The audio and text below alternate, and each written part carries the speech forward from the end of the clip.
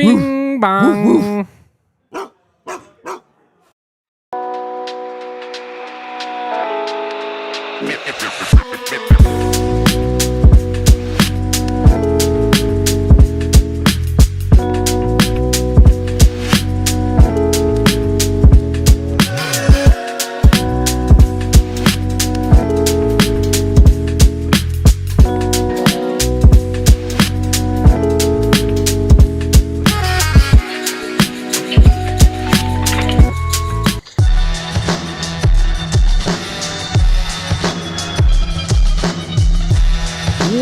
Welcome in to the DNVR Avalanche post-game show live from the Toyota Winners Lounge, powered by Your Front Range Toyota dealerships and presented by Bet365. Avs defeat the New York Rangers 6-3. J. Mike and Rudo coming to you to break it all down. A game that I think at times was setting up to be an extremely frustrating one, ends up being actually a pretty, I'm not going to say dominant. It was close towards the end, but the underlyings were dominant. Yeah, I mean, a sluggish first period kind of got it going. Felt like the Rangers did a good job of maybe dictating the pace things. Obviously, they get a early goal, kind of a cheapo there, and then, I mean, we'll get into all that, their approach in the second period and whatnot, and how the Avs were able to respond. But another night where you probably didn't have your A game, and you look up at the end of the game, and it's a 3-goal win, 7 in a row. AJ had some crazy stat that he tweeted out. Here, let me pull it up here. The Avs just became the 4th team in NHL history to lose just one game in regulation through 20 games. The Avs have outscored opponents 32-9 in third periods. When it gets to winning time, this team gets to winning. The Avs know what to do. They take care of business in a way. I do want to get into that. I want to get into a lot of the numbers. I think there'll even be some negatives to take away from tonight, but overall, how can you not be in love with a team that has won 7 straight? Let's hit the 60-second rundown before we really break it all down. Avs do give up the first goal early, a power play goal for the Rangers. Penalty kill, maybe one of the spots you're looking at and not loving tonight for Colorado. Most of the first was a slog. Not particularly fun hockey. A lot of Rangers-styled play. That's what happens when you give a team a lead. But the Avs do pull it back in the last minute of the first. Fortunate bounce ends up on Nathan MacKinnon's stick. It's 1-1. Second period, I do think the Avs started to improve their play, but another early goal goes the Rangers' way off of a nice redirect in front. Some bad back-checking from the Avs on that one. That goal also gets back late. Makar with a wraparound goal. You never see those, but you know what? Sometimes that's what you need. It's 2-2 after 2, and the Avs truly do take over this game in the third period. They dominate the period. A power play goal finally breaks through for Brock Nelson. They give it right back on a power play to the Rangers a bit later to make it 3-3. But response after response after response from Colorado. MacKinnon scores to make it 4-3 off of a Makar post hit, and then a couple of empty netters seal the deal for the Avs as they win. A little over. Just a little over today. Not too bad. Yeah, I really feel like that MacKinnon goal was kind of the straw that broke the camel's back, if you will. Absolutely. The Rangers certainly didn't go away without some fight, but I just loved that every time the Avs needed a response from their top guys in this one, you got it. I mean, you didn't play an ideal first period, but MacKinnon gets a fortunate one. Yep. It's another grinded out. Things opened up in the second for sure, but then you get the Cale Makar wraparound. Every time you needed a response in a key spot from one of those top guys, you got it tonight. And there are a couple of things there that I think really stand out to me for the Avalanche as a team. When you look at tonight's game, and I think some of the frustration, warranted some sloppy play in the first. I would say the first half of the game, you can be pretty frustrated with the way the Avs played because of lack of execution, because of maybe not recognizing the style of play that was getting imposed upon them and not playing around it effectively. And if you look at last year's team, if you look at some of the teams over the last couple of years in Colorado, this is the exact type of game where they're stubborn about the way they're going to play. They don't figure it out, and they end up losing the game despite maybe playing more efficiently because they try to force things and they aren't willing to make the adjustments that they need to make inside of the game. And tonight they absolutely made those adjustments. Yes, it helps that Nelson comes up with a big power play goal, But at about the halfway mark of this game, you watch the Avs shift their mindset. All of a sudden, all of we're trying to make the perfect no-look crazy pass started to fall away. Your game-tying goal in the second period is a wraparound. One of the simplest plays you can make in hockey. Don't overthink it. Get to where you need to. The Avs knew they were the better team, skill-wise, than the New York Rangers tonight. It doesn't always have to be the skill that gets you where you need to go. Sometimes you just have to work teams into the ground, and the Avs took care of that business tonight. And I think it goes a long way to me to say, hey, the Avs took a game that should have been frustrating, in which they dominated, and found a way to win it by moving away from the way they wanted to play and into the way they needed to play. Yeah, I think there was both a display of some malleability and then also resilience, right? You don't let things compound. Yep. You do give up really 3 cheap goals. Like, I don't think there was a whole lot more Wedgewood. On the first one, if he secures the puck and you don't give up the rebound. But the actual goal save, itself, nothing he could do. Yeah. Not a whole lot you can do. Same thing, just really in a tough spot on all 3 of those. No blame. Yeah, sure. Maybe the first one, funnily enough, he actually gets an assist on the game-winning goal. I know. So Wedgewood, Avs' best power play player, perhaps. Some are saying. But yeah, Wedgewood, hard to be mad at anything with his game tonight. We'll talk about him a little bit later. And yeah, I didn't mean to derail you there, but I'm with you. I feel like early on, in the watch long, we're talking a lot, especially like the breakouts were a struggle. The Rangers were doing a good job of kind of dictating things in the neutral zone, especially. I feel like the puck possession wasn't great. The passing wasn't super crisp at times, maybe trying to get too cutesy. Yep. And then on both of those first 2 goals, you get them by outworking them. Yep. It wasn't the prettiest instance. It wasn't like highlight hockey. I mean, the wraparound was pretty cool, but it was cool. But again, maybe the lowest percentage play in hockey. And it's not that, it's low percentage and you shouldn't do it. It's that, hey, sometimes you have to look to those plays to get pucks to the net, to get to the right areas of the ice, because the way you were trying to do it is not working. Nathan McKinnon's first goal is a fortunate bounce. Absolutely. But you get a fortunate bounce because you threw pucks to the net. If you put pucks to the dangerous areas, good things will happen eventually. And in a frustrating game like this, the Avs have the possession. They have the ability to get over those humps of, we'll keep throwing it towards the net. We'll keep possessing the puck. We'll keep working.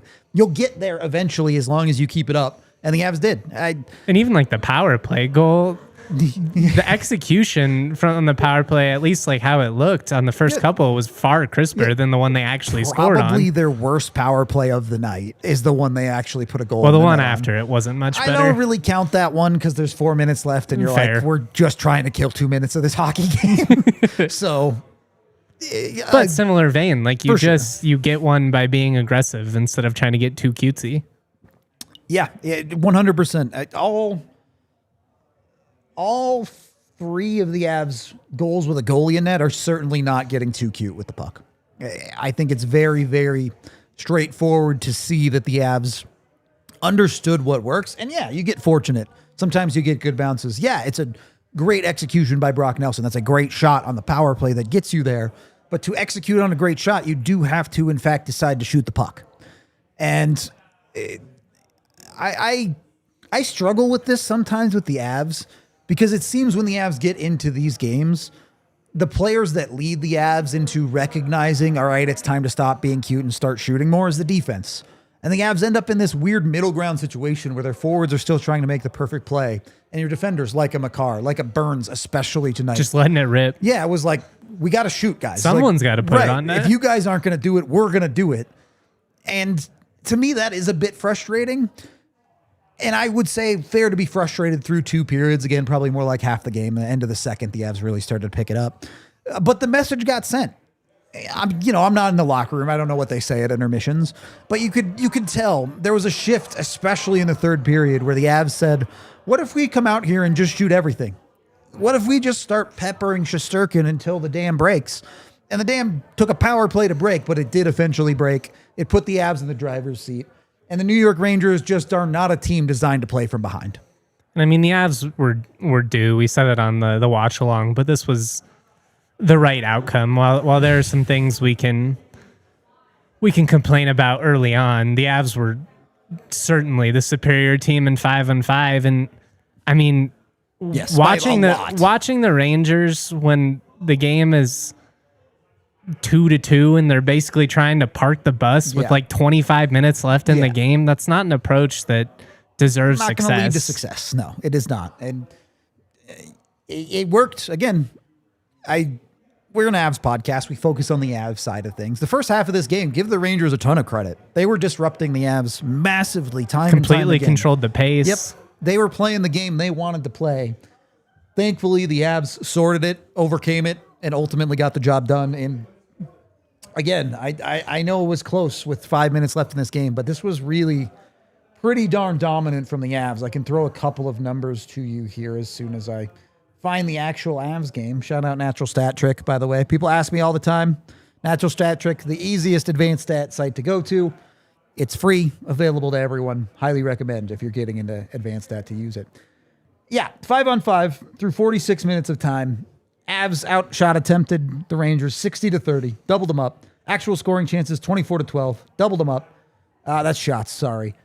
Scoring chances is even better, 35-11 at 5-on-5. And then high dangers ended up being 13-7. This game should have been dominant for the Avs from start to finish based on the underlying numbers. Shesterkin's a really good goalie. He kept them in it on multiple different plays. A little bit fortunate with some post hit from the Avs. You can come away with frustrations. I was certainly frustrated at points in this game, but at the end of it, this is the Avs are a wagon territory. Like, they're just better than the teams they face on nights like tonight, and they weren't going to be denied. When you outscore the opposition 32-9 in the third period over a 20-game sample size, that's not a fluke. At some point, that's a representation of the type of team that you are. And I said it earlier, but when it gets to winning time, when the game is on the line, the Avs have another level that they can turn on. And there are times where it feels like they're a little sleepy for longer stretches of a game than you would want them to be. And that's certainly something that could come back to cost you in a game or two. You hope to not see that be too prevalent of a theme this season, but yeah, it's not like it was a disastrous. I mean, you give up a couple of dumb goals, but then, I mean, really for at least the second 50% of the game, if not more like the second 65-ish% of the game. Yeah, something like that. The Avs were just better. Pretty dominant. They were just better. Like, there is no... And it wasn't even like... And part of it, too, is... I can understand how the Rangers have lost so many home games now watching their offensive approach. I don't know how they keep winning so many road games. 10 shots through 40 minutes.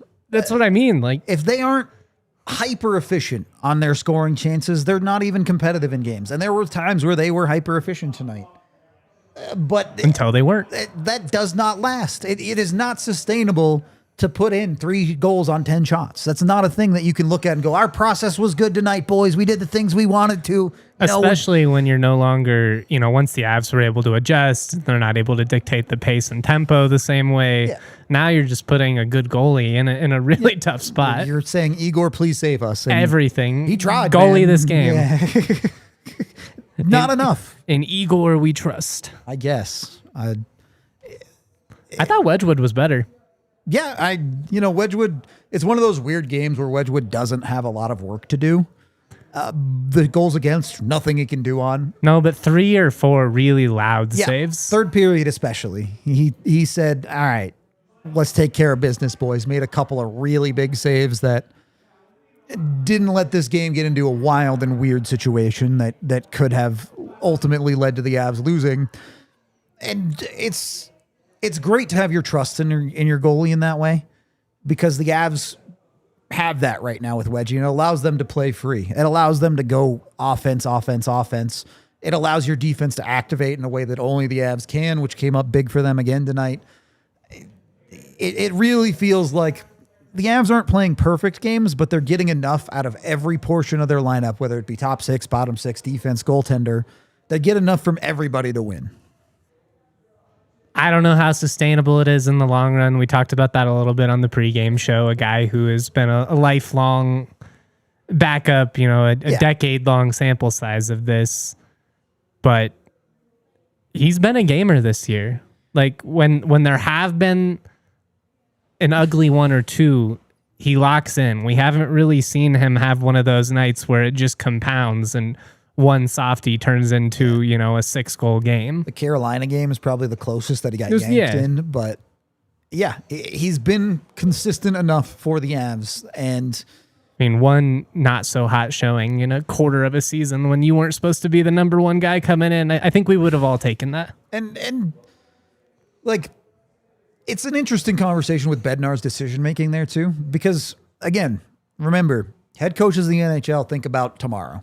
Can I win the next game? And Bednar consistently has gone with Wedgewood to win the next game, which I think is probably the right decision in that mindset. I do think at a certain point you need to start getting Blackwood in and thinking about what does this team look like in January, February, March. But if you're just trying to win in the moment, Jared Bednar has stuck with his guy and believes that it's the best option for the Avs. And clearly they've won 7 in a row. So who am I to judge? It's worked. The future, it's bright. It's bright right now in Avalanche country. It's so bright. You got to put on some Shady Rays, y'all. You know that moment when you realize you left your favorite sunglasses at the beach, the pool, hotel, whatever. And you realize, man, I'm SOL. I'm already on the plane. I'm already on the highway. Some of you are more dedicated than myself. You might turn around and go get them. I'm probably accepting defeat at that point. Gone. They are gone. Yeah. You don't have to ever accept defeat when you're rocking Shady Rays because every single pair is backed by lost and broken replacements. They are changing the game. And what's awesome about Shady Rays, not only do they have your back, these are seriously good-looking, polarized, durable, and not stupidly expensive sunglasses. I've got a couple of pairs. I wear them everywhere. I've got a big old 100-pound dog who's knocked them off my face. Pick them up just fine, baby. They are tough. We've teamed up with Shady Rays to bring you an exclusive offer. Head to shadyrays.com. Use that code DNVR for 35% off polarized sunglasses. Try for yourself the shades rated 5 stars by over 300,000 people. When you are driving in your Shady Rays, make sure you head to your local Dick's Sporting Goods for the hottest apparel, footwear from top brands like Nike, Adidas, Originals, FP Movement, VRST, Calia, and us here at DNVR. You want some DNVR merch? You can find them in the Front Range area at your local Dick's. So make sure you're getting over to Dick's Sporting Goods. They've also got, of course, sporting equipment if you want to actually play sports, baseball, football, soccer, basketball, golf, and even all your tailgating needs, which, the Broncos are pretty good. You guys are probably want to be going and tailgating as the hype builds for that side of Denver sports. And if you find a price lower somewhere else, they'll match it with their best price guarantee. Get your gear fast with free curbside pickup at your nearest store or easy shipping from Dicks.com because every season starts at Dick's.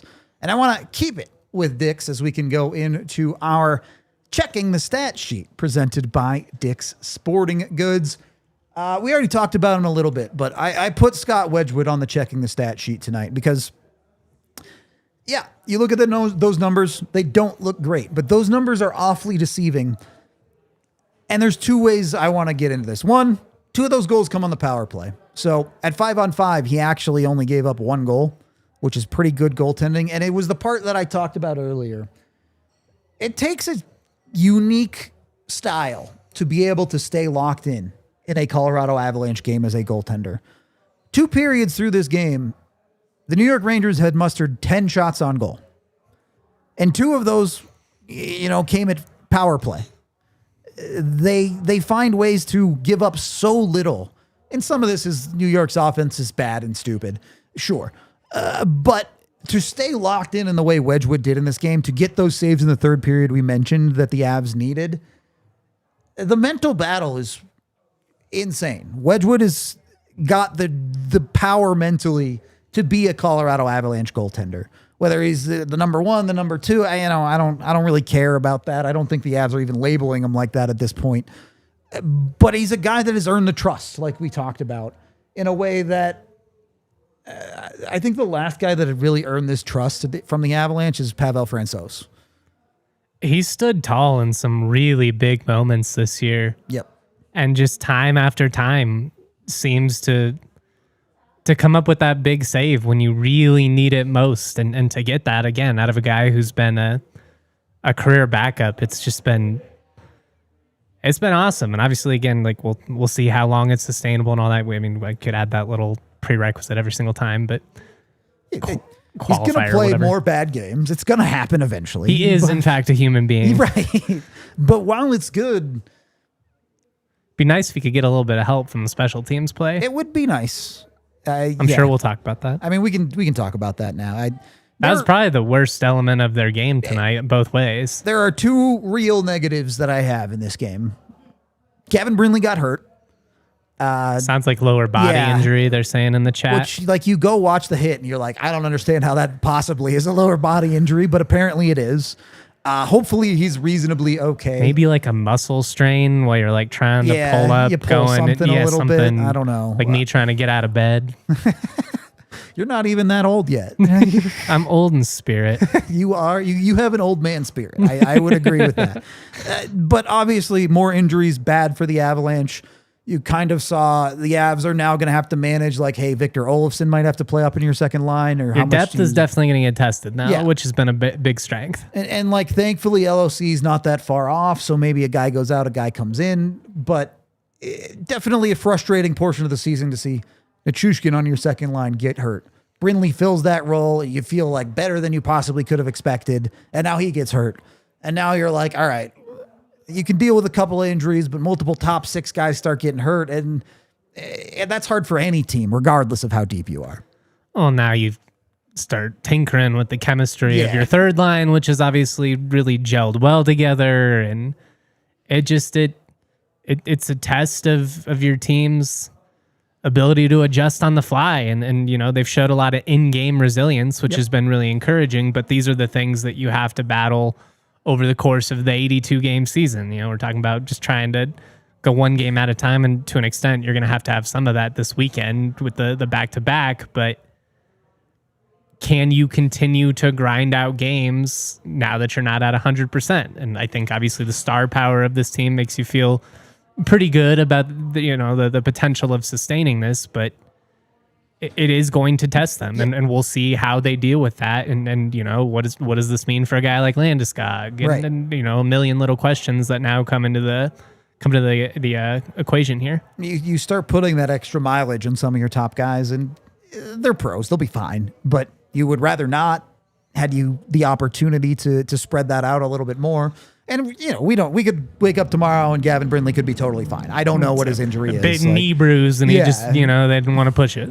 Right. So we'll wait and actually see to really dive into what it means for the Avalanche. But last time we said that, it was Nichushkin, and then he was week to week, which is, I think, what the Avalanche world has just come to expect when things go for the Avalanche injuries. But it was a very similar instance where I was like, it didn't look any like that night. We didn't even see really what happened. Yeah, but it was hard to say, but it is what it is. For what it's worth, Nichushkin and Kiviranta are skating on their own in no contact jerseys, but it's not like the Avs have multiple long-term injuries piling up on them in the way that it has happened in previous years sometimes. The other negative, though, special teams.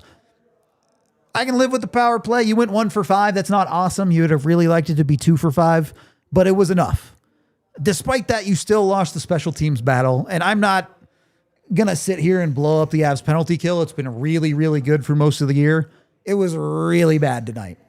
The first goal is, Wedgewood makes that weird play with the puck where you turn it over, and that's kind of bad on his end, but the Avs PK just completely loses the plot after that. All 4 players staring at the puck, just kind of cruising out there. No coverage, net front, it's in the back of your net.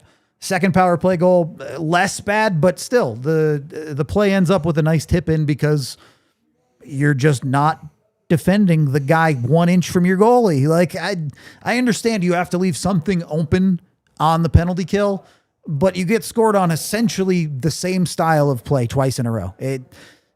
For all the adapting the Avs did in this game, their penalty kill did not adapt. Really sloppy closeout on, or not sloppy necessarily, just kind of lackadaisical.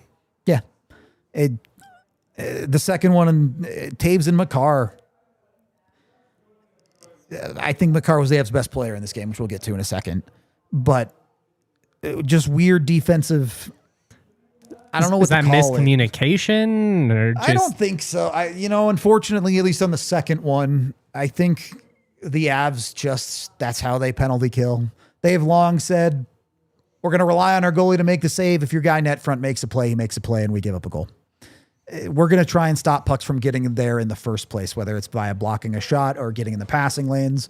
If the puck is there, well, then we've probably failed somewhere else and that guy scores. I mean, you understand the logic in it. Yeah, it's just when it doesn't work, it often looks really, really bad. Fair enough. And the first one is the one that I have much more problem with there. Yeah, especially that early in the game. Yeah, it's early in the game. It's not a nice tip play. That's just a dude completely uncovered on the back door. That's one where it's like, okay, someone missed their assignment in getting into a passing lane. And I do think there was some miscommunication because Taves is sort of in the passing lane, but doesn't even really wave at it with his stick. He very clearly is playing in a way where he thinks Makar has that guy covered and Makar is not there. Really just the one blemish on a pretty much otherwise. I mean, I guess he could have scored on both of those shots that hit the post. Yeah. But God, he was good tonight. He was great. And it's funny because you can look at tonight as well. The Avs power play percentage actually got better. They did something right on special teams. And then your PK gives up 2-on-2. And you're like, now the Avs lost a special teams battle tonight. And it sucks again. So it is at a certain point, the Avs do need to figure out their special teams in a way that allows them to actually win the special teams battle in games consistently. It's like what we said. It's not a thing until it is. Right now, you're still winning. Yep. So it's just a talking point that we ramble about for 10 minutes of podcast and hope that it'll change. Right. But it's very easy to see tonight how that could have cost you this game. Easily. Instead, you get great performances from your 3 stars, and you're able to overcome some of the shortcomings of your game tonight. Starting off with star number 3, where I put Nathan MacKinnon. And you might feel like this is harsh, and maybe it is. A 3-point night for MacKinnon is great. I don't think he was bad by any stretch. Thought he was really good tonight. But when you actually dig into the goals, 2 of them are kind of guy in the right spot moments. The deflection on the first goal comes right to him and he puts it in. Great finish. The second one, Makar hits a post and he happens to come right to him. Another very good finish. But this was not the version of Nathan MacKinnon where you were like, oh my God, he's so good. He's not going to be denied. It was just the guy you needed in the right spots tonight, which deserves credit. A version of Nathan MacKinnon that's getting to the net front areas is one that does a lot for the Avs. I feel like he has more games like this than any. He's so good that it's just one of those that even when he's not money, he finds a way to produce. But yeah, I mean, it's the quietest way I think you could have a 3-point night. Yeah, very much so. Especially for Nathan MacKinnon, you're like, oh, he had 3 points tonight, and I know he scored 2 goals, but if Nathan MacKinnon has a 3-point night, you're used to he did something ridiculous. He was all over the place and dictating, possession And he kind of just took care of business tonight in the way that he needed to. Marty Necas also had 3 assists tonight, by the way. The Avs' first line was quietly quite good. But I put him in 3rd star because in the 2nd star spot, I wanted to talk about Brock Nelson, who I think you could make an argument doesn't deserve the 2nd star spot tonight. But that's why I wanted to talk about him. This is a guy who made mistakes tonight. You look at the second goal for the Rangers, he's almost directly at fault for a brutal bad back check. He gives up halfway through it and gets a front row seat to the guy he's supposed to be covering, scoring a goal. And you look at that and go, that's not great. He then follows that up a couple of shifts later where he probably has the biggest hit of his career on Gabe Landeskog, his own teammate. And so you're in a tough spot with the guy. You don't love how he's played. The Avs are in a bit of a dogfight of a game. And he's the one who steps up and scores what ends up being not the game-winning goal, but the big power play goal that gets the Avs a lead in the 3rd period. And then I know it's an empty net point, but great work again from him in a situation the coach has to put trust in you to put you out there with an empty net situation. And he works hard, gets the puck where it needs to go, and ultimately gets Ross Colton the goal. We've now seen the version of Brock Nelson where, the dude had 3 points in his first 10 games. It was not good enough. And while some of these points are coming cheap, he's also adding some big goals. He had a game-winning goal not too long ago. He obviously gets the big goal tonight. And we're now talking about a guy who's basically a point per game in this win streak for the Colorado Avalanche. It's the version of Brock Nelson the Avs need. I feel like we wanted more assertiveness from him at certain points early on in the year. Yep. He's doing that. And then there were a couple of instances in that 3rd period. I felt like he did a good job of jumping up into the play and very easily could have had another goal in this one. Yeah, it's, and this is when we're talking about, I think, especially middle six players.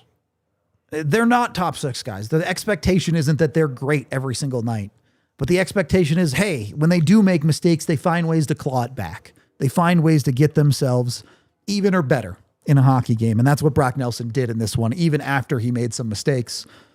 And then what is there to even say about Cale Makar as the first star? I was not perfect on the penalty kill. Again, not a perfect player, but shift in, shift out. You watch this guy just light the New York Rangers on fire. The wraparound goal probably should have had a hat trick instead of McKinnon having 2 goals, because that was the second post of the night that he hits. He hits the empty netter for 2, picks up another assist to make it 3. I don't want to pat myself on the back, but we did kind of call this in the pregame. Dude, you're on fire. You're on fire. If you're not tuning into the pregame show, you're missing out. At least for my bets, yeah. On an opportunity to make some money. Yeah, I mean, if you want to tune in at the end, I guess. Don't do that. Anyways, less of a smooth transition, but I've got a smooth process for you if you are in the ticket buying market.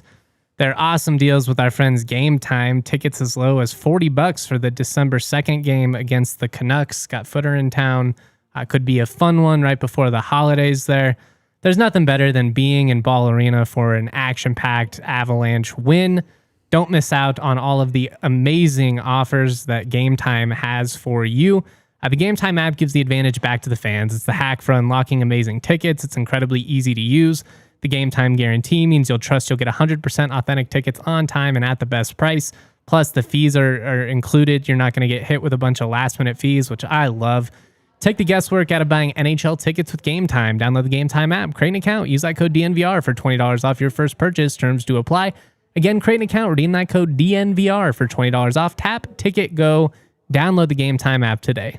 When you save that couple extra bucks on your tickets with Game Time, that means you can get yourself an ice-cold Coors Light at the game. Go choose chill today. Get yourself some Coors Light. If you're like me and you don't go to that many games, though, you can still get it at home, too. They are, of course, available in pretty much every liquor store in the country, but you don't even have to get up off your couch. You can go to CoorsLight.com/DNVR, and Instacart will get your Coors Light delivered right to your front door. It's just that easy, whether you're watching the game or maybe you're just having a lazy night at home and don't want to go out and do anything. That's where they've got you covered. Coors is, of course, cold filtered, cold lagered, cold packaged to make sure it's a smoother finish.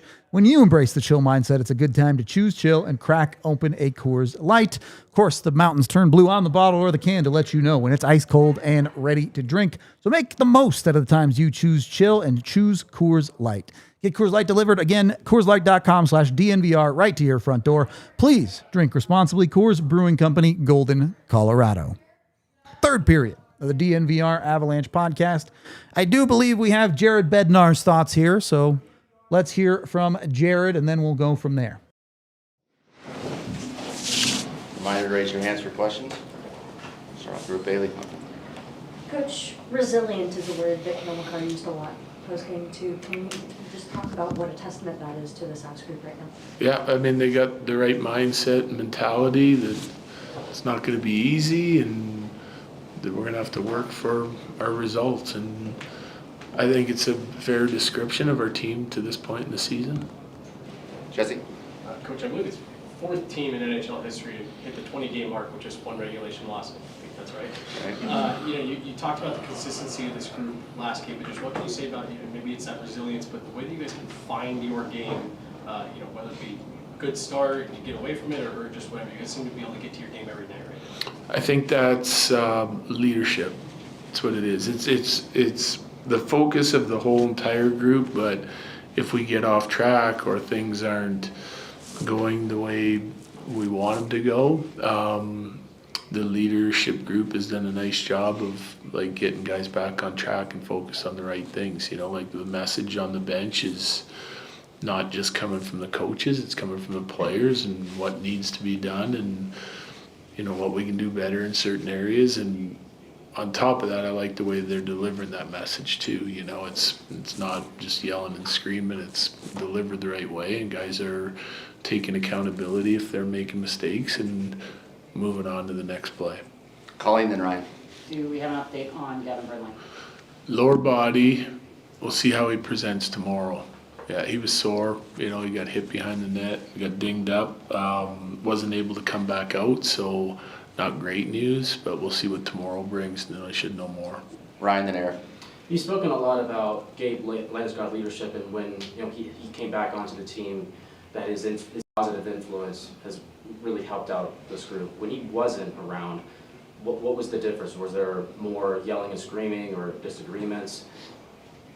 Well, he certainly has like a calming effect on the room, right? Like he's a very well respected guy for obvious reasons, and so I think like if things start, everyone has their own leadership style, right? But Landy seems to complement all the other leaders that we have in the room, or they complement his leadership style. So he's the first one to sort of recognize things when he's saying stuff, everyone listens, and his delivery is perfect, right? Like he's just going to deliver the message the right way, and so other guys can kind of sit back, relax a little bit more, and keep going about their business, but still leading. And just with your captain in the room, it's more calming influence than we have without him.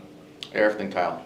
You said a few games ago that Brock Nelson's just been a little snake bit. He finishes the homestand with 3 goals and 3 assists. Is it just they're finally going in, or is there something more to it that you see? Well, I think he's skating better with the puck right now.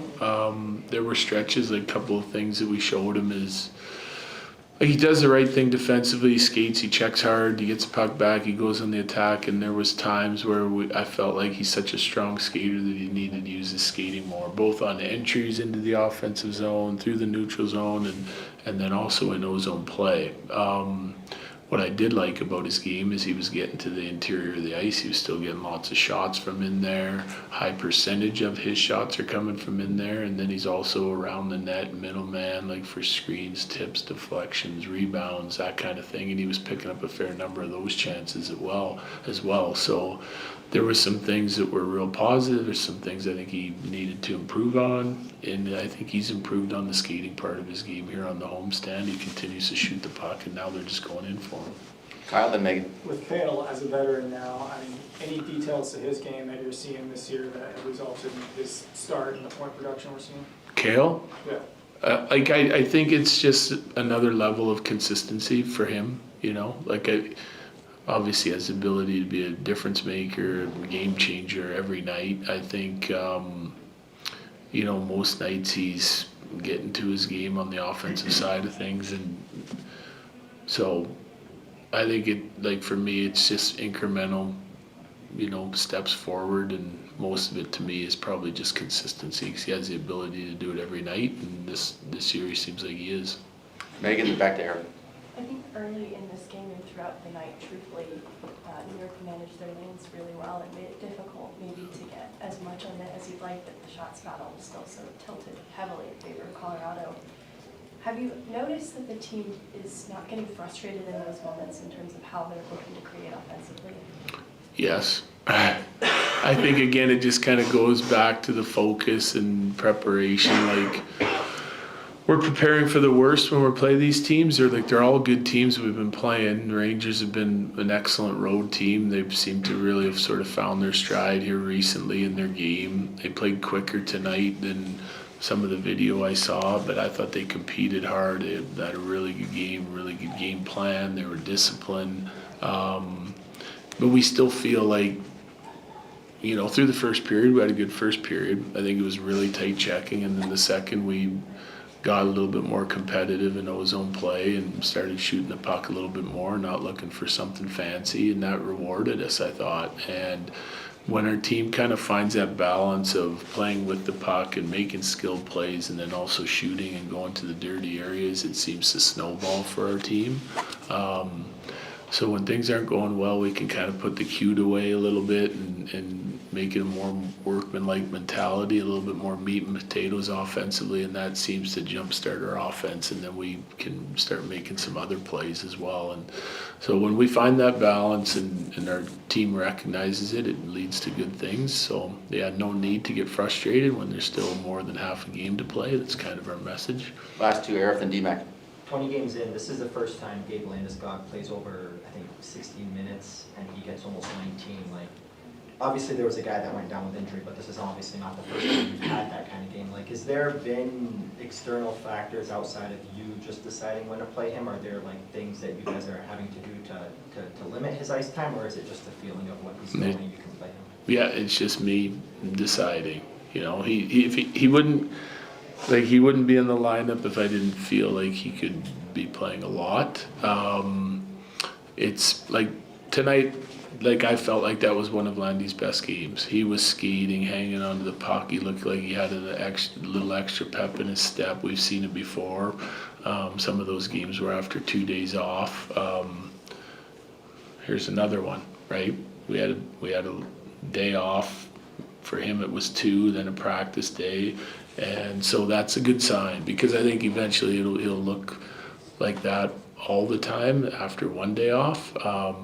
But the little bit of extra rest is certainly giving him a little bit more jump in his stride, and he's played good in those games. So when I recognize he's playing good, I'm going to play him more, regardless of injury or not. Go ahead. Anything special, tradition-wise, when a goalie gets an assist? Gets a point, do anything for him? No. No big deal. Bednar pretty blunt on that one. Nothing special for the wedgie power play point.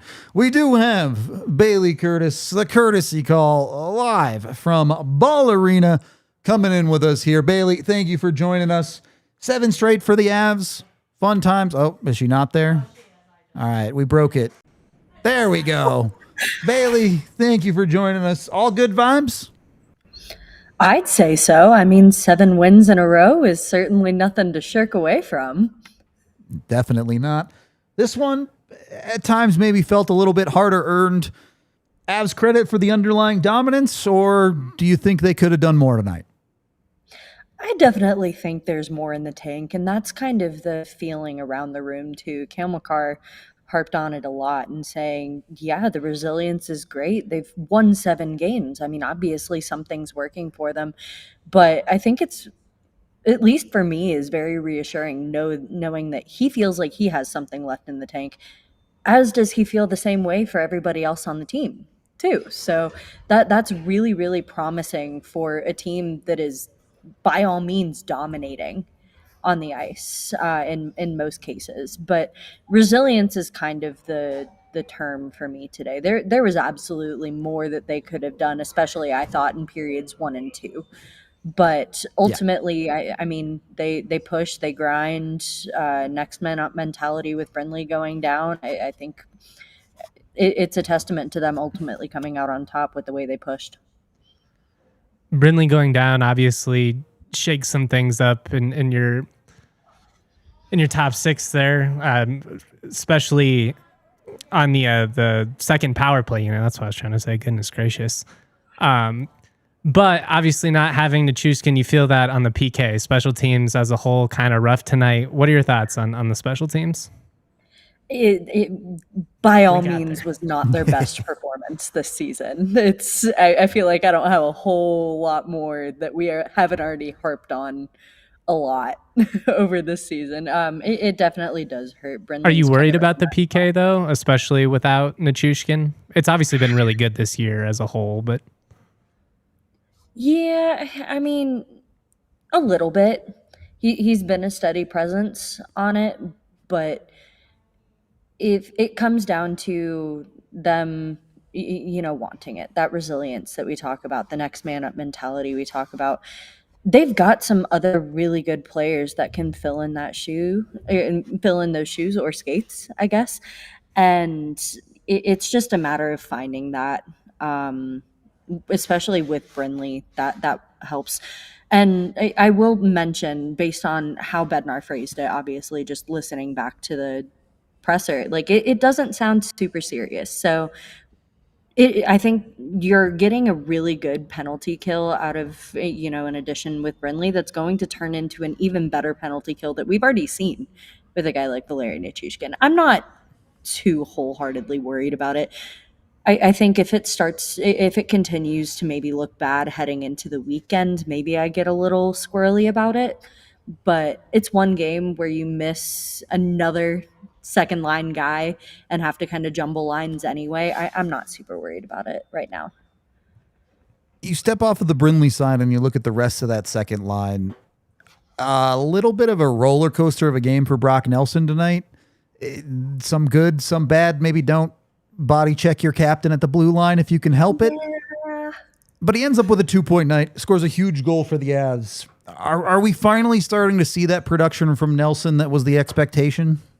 It's been so nice to finally see that come to fruition on the score sheet. This is the guy, especially you and I have talked about consistently saying, like, I mean, we pay him this much to be our second line guy, and Yep. he's like, I mean, the process is great, but the score sheet is really what's lacking. And at the end of the day, that's really what matters most.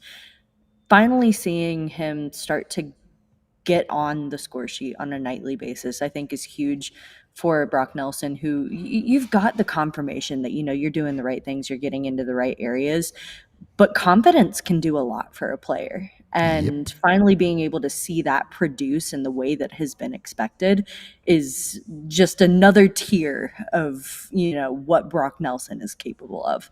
If we can sit there and say he's looked great through the season so far, but he's only got this many points, and now look what he's doing. Like, I think that's huge. And especially a testament, I want to give my flowers to a guy like Ross Colton, who is an incredible compliment to him tonight. I love the confidence call out too, because look at the goal he scores in this game. A guy who we've wanted to shoot the puck more, shoots it in space, beats Igor Shesterkin clean, who Shesterkin is the only reason this game was competitive, and Brock Nelson just dunked on him. And maybe a couple posts too. Yeah, the post did help out Shesty. Fair enough. Yeah. No, that's last one. We need the tiebreaker, Bailey. I chose Cale Makar as the number one star. Ball Arena chose Nathan MacKinnon. Who was right? I feel like I have to go with Nate here. I mean, just doing me dirty.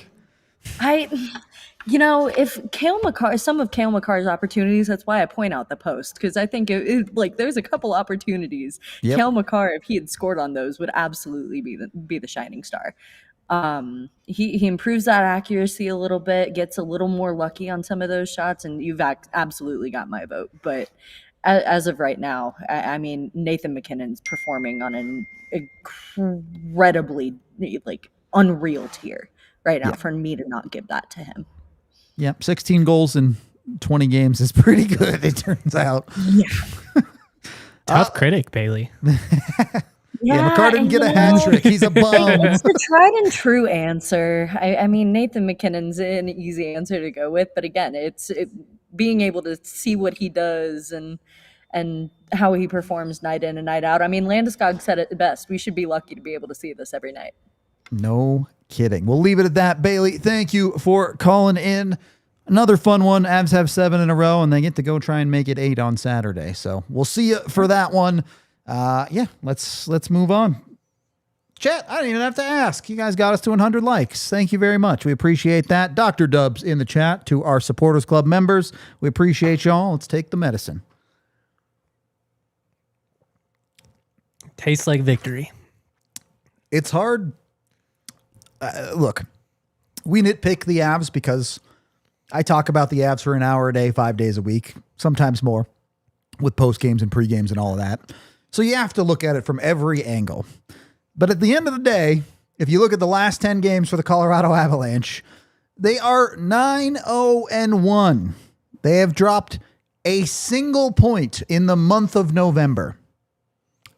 That's asinine. You throw the phrase around, you genuinely can't do much better than that. Like, what more could you possibly ask of this team right now? I tweeted at the end of the game that the Avalanche are an inevitable force right now. Feels like it. There's just, again, I don't really know how to phrase it other than inevitability, but there's a relentlessness with this team where you just know, even if it looks a little bit sluggish, it's coming. Yep, exactly. It's coming. And when they turn it on, they flip games in like 5 minutes. Yeah, I think that's a great point with how quickly it turns with this team. Is you can watch a New York team really try to impose their will on the game, and for stretches they do it. But the second the egg breaks, the Avs aren't just, well, we scored our goal. All right, we're fine. We can back off. It's, hey, we put a goal in to get a lead on the power play. Oh, you have an answer back. We score 30 seconds later. We're not doing this. And they've done that a lot this year. They've been great at responding. And sometimes it's a longer response where you survive most of a first period and get a late goal. Sometimes the response is a big save, not necessarily a goal. But it really has felt like in pretty much every game this year, even in some of their losses, if they get punched in the mouth, the response isn't a reeling Colorado Avalanche team. There's a left hook coming right back at you.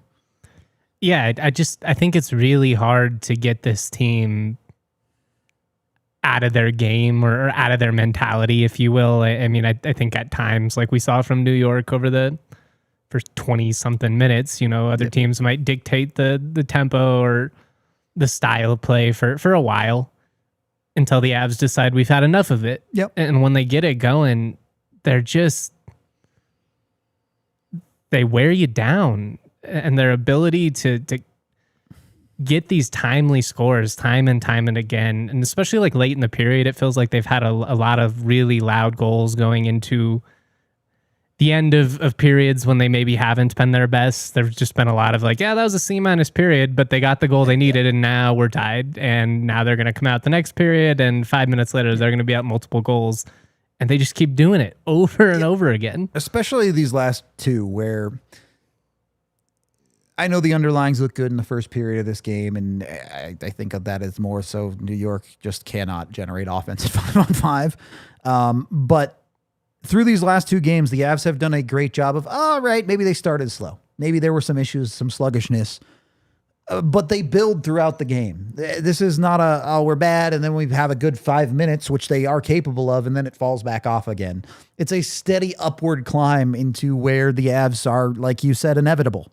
They play too well. They answer the bell too well.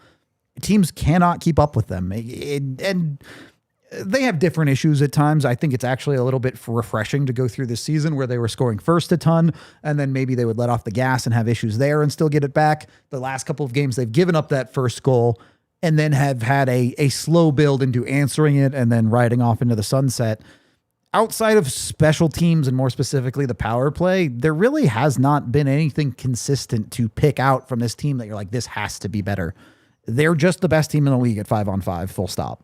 I mean, I guess if you're demanding perfection for 60 straight minutes, which is an impossible standard. Yeah. But yes, the power play needs to be better. I've seen a couple of people in the chat maybe implying that we're being too dismissive of it, especially coming off of the Stars loss in the postseason, where obviously your power play was non-existent. And again, it does matter. I keep saying it doesn't matter until it does, because we've seen that happen. That's not to say that it's not something that needs to be, or that doesn't need to be solved. Like, that is something they have to figure out, because it is going to cost them games at some point.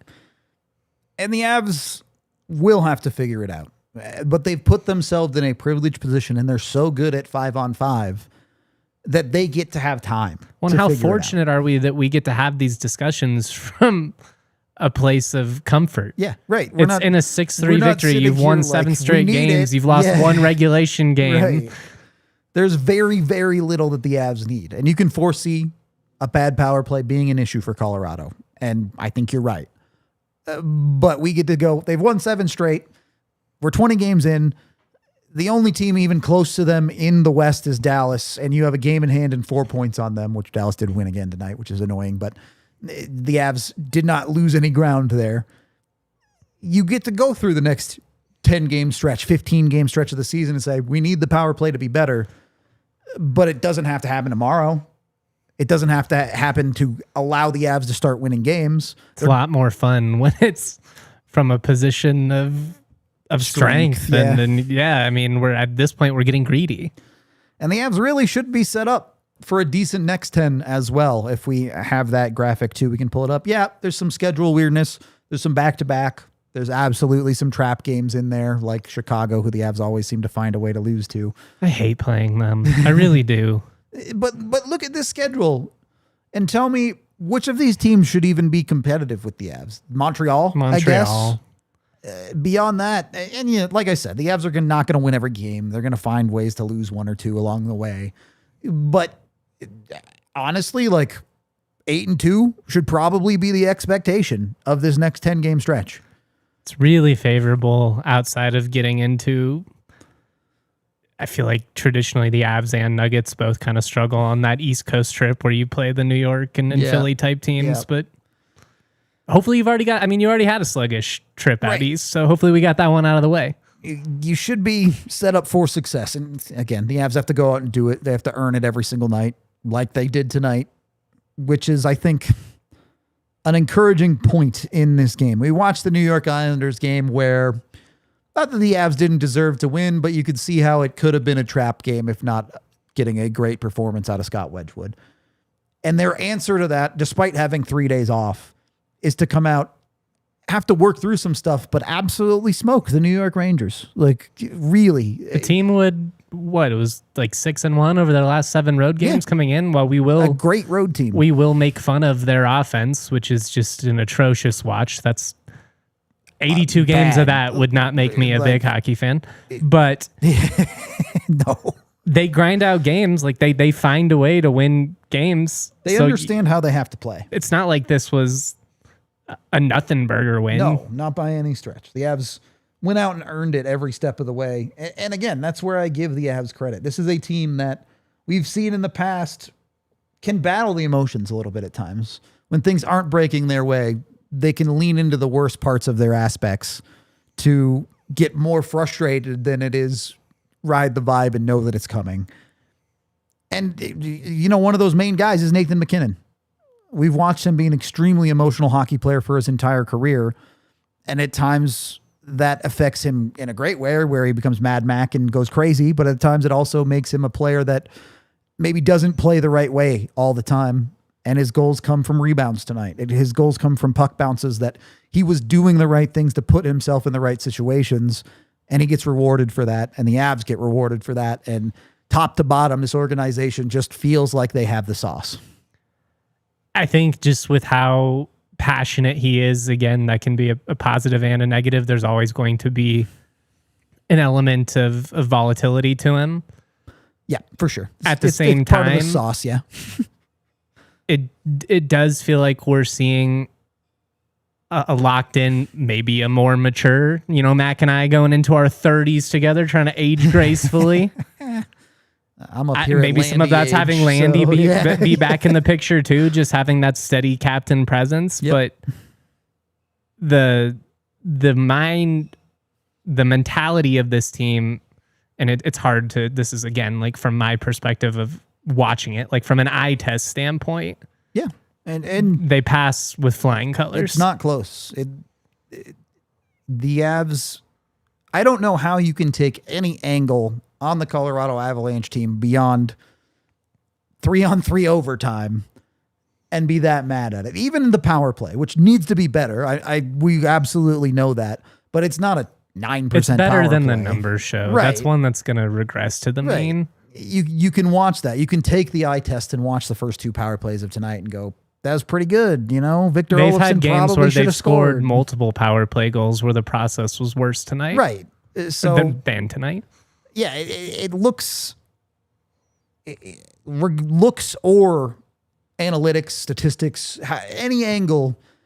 I don't know how you come to any conclusion, but the Avs are the best team in the NHL right now. And it's game 20. You have 62 more games of the regular season, a long way to go where you have to continue being at the top. And then we all know where it really matters for the Avalanches in the playoffs. You can't win that battle until you get there though. So get there, do the job. I think we have a couple of super chats to get to, or at least one, and we can wrap this up. Oh, hey, 2. I can count. Sometimes lucky. Ryan with the $2 who says, let's do that hockey. Also, Shaved Rudo is the GOAT. The Avs keep winning, so I guess I got to keep shaving. Again, sponsors. You're missing out. I'm saying a great opportunity. As our other super chat from Britain also says, Shaved Rudo equal chubby Kale. That's not, Kale's a handsome guy. I mean, I don't think my cheeks are quite as red, but Mine are. I'm a Are you pale, a rosy kind of guy. Yeah. I mean, I got the pale part down. I do that pretty well. But There are worse comps. Take it. oh, I absolutely will take it. All right. That's getting compared to any hockey player is probably a win for me, even the ones without teeth. So Most of them. I ain't mad at it. If I can be chubby Kale, can I have like 1/100th of his hockey skill also? Has there ever been a hockey player that rocked rec specs? I don't. I feel like I've never seen a think hockey player with so. glasses. I can't say that I've ever seen one. Definitely a lot of ones that wear contacts. I think probably not, just because they all have the visors. Yeah, it makes sense. When I see like a basketball player or like a middle reliever in baseball rocking the rec specs, I'm just a little bit. I root for him just a little bit more. Just more. Love it. Maybe like back before my time, before helmets were a thing, there could have been some guys. I don't know, but guess you're risking taking a puck to the glasses at that point. Could be rough all the way around on that front. Look, I don't know what comes at 7. I know at 5 the Avs are a wagon. I don't know that we've reached it out to 7 to really talk about what it is. Slapshot, you're right. That is true. The brothers in the Slapshot movie, one of them had glasses. That's not real hockey though. Oh, great. I don't Winning know. is fun. Yeah, I don't know any other way to say it. Than, enjoy the ride. Keep enjoying it. Don't lose perspective of that. Yep, the Avs are a blast all the way. This is easily the best team since the 2022 team. Like to the point where it's not really even that close at this point. Whispers, I think they're better. I hope so. I'm not going to go there just yet. Let's see what the injury landscape looks like a month from now for starters. Yeah, that's fair. This team has some juice. I really think there is something about this team that they haven't had in the last couple of years. We'll see what happens. We'll leave it at that. We'll wrap this thing up. We appreciate all of y'all hanging out with us on this one. We will be back tomorrow. Mailbag tomorrow. There's a tweet out from the DNVR Avalanche account asking for questions. Go reply to that. Whatever you want to know about the Avs or otherwise, Bailey and I will answer them even for you. But that's it. We appreciate y'all. This has been the DNVR Avalanche postgame show presented by Bet365. We all silly like the mayor.